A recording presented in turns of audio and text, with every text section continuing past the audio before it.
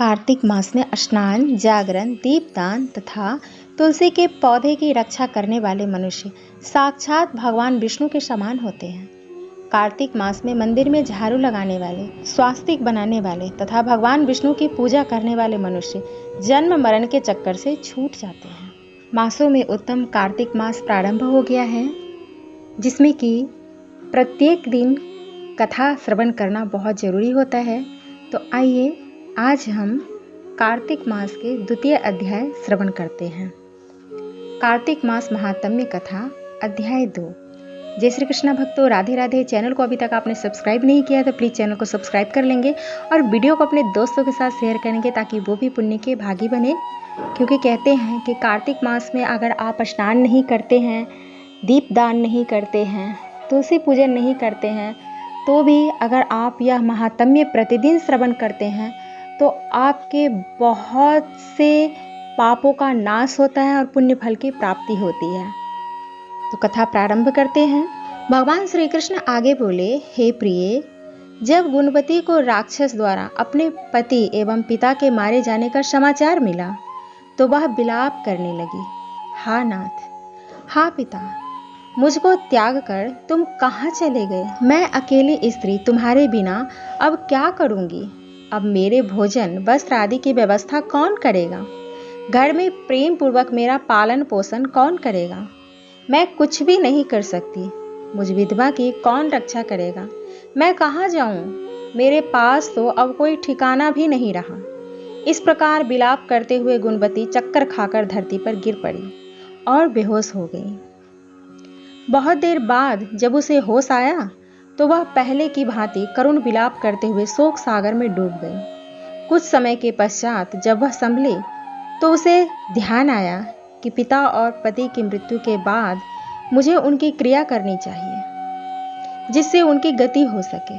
इसलिए उसने अपने घर का सारा सामान बेच दिया और उससे प्राप्त धन से उसने अपने पिता एवं पति का श्राद्ध आदि कर्म किया। तत्पश्चात वह उसी नगर में रहते हुए 8 पहर भगवान विष्णु की भक्ति करने लगी। उसने मृत्यु पर्यंत तक नियम पूर्वक सभी एकादशियों का व्रत और कार्तिक महीने में उपवास एवं व्रत किए। हे प्रिय, एकादशी और कार्तिक व्रत मुझे बहुत ही प्रिय है। इनसे मुक्ति, भुक्ति, पुत्र तथा संपत्ति प्राप्त होती है।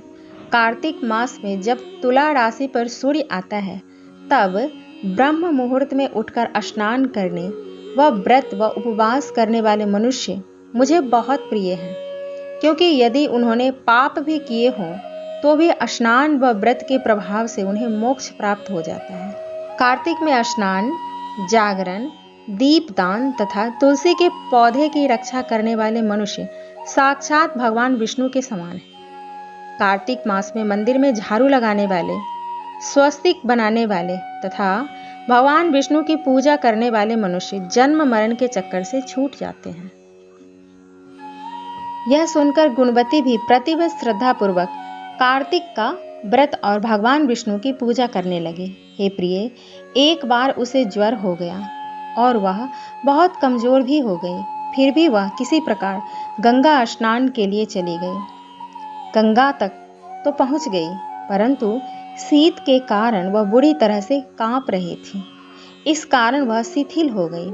तब मेरे भगवान विष्णु दूत उसे मेरे धाम में ले आए। तत्पश्चात ब्रह्मा आदि देवताओं की प्रार्थना पर जब मैंने कृष्ण का अवतार लिया तो मेरे गण भी मेरे साथ इस पृथ्वी पर आए, जो इस समय यादव हैं। तुम्हारे पिता पूर्व जन्म में देव शर्मा थे, तो इस समय 17 जीत हैं। पूर्व जन्म में चंद्र शर्मा जो तुम्हारा पति था वह डाकू है, और हे देवी, तू ही वह गुणवती है। कार्तिक व्रत के प्रभाव के कारण ही तू मेरी अर्धांगिनी हुई। वह स्त्री सत्यभामा के रूप में भगवान की अर्धांगिनी हुई। यह है पुण्य फल कार्तिक मास के व्रत करने का। पूर्व जन्म में तुमने मेरे मंदिर के द्वार पर तुलसी का पौधा लगाया था। इस समय वह मेरे महलों के आंगन में कल्प वृक्ष के रूप में विद्यमान है। उस जन्म में जो तुमने दीप दान किया था, उसी कारण तुम्हारी देह सुंदर, उस जन्म में जो तुमने दीप दान किया था, उसी कारण तुम्हारी देह इतनी सुंदर है और तुम्हारे घर में साक्षात लक्ष्मी का वास है।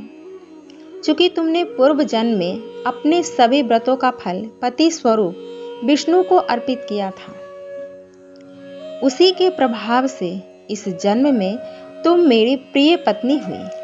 पूर्व जन्म में तुमने जो नियम पूर्वक कार्तिक मास का व्रत किया था, उसी के कारण मेरा और तुम्हारा कभी वियोग नहीं होगा। इस प्रकार कार्तिक मास में व्रत आदि करने वाले मनुष्य मुझे तुम्हारे समान ही प्रिय हैं। दूसरे जप तप यज्ञ दान आदि करने से प्राप्त फल कार्तिक मास में किए गए व्रत के फल से बहुत थोड़ा होता है, अर्थात कार्तिक मास के व्रतों का 16वां भाग भी नहीं होता है। इस प्रकार सत्यभामा भगवान श्री कृष्ण के मुख से अपने पूर्व जन्म के पुण्य का प्रभाव सुनकर बहुत प्रसन्न हुई। भक्तों, व्रत के साथ साथ स्नान दीपदान के साथ महात्म्य भी श्रवण करना उत्तम होता है। भक्तों, ये था कार्तिक मास महात्म्य दूसरा अध्याय। मिलते हैं नेक्स्ट वीडियो में। तब तक के लिए जय श्री कृष्णा, राधे राधे।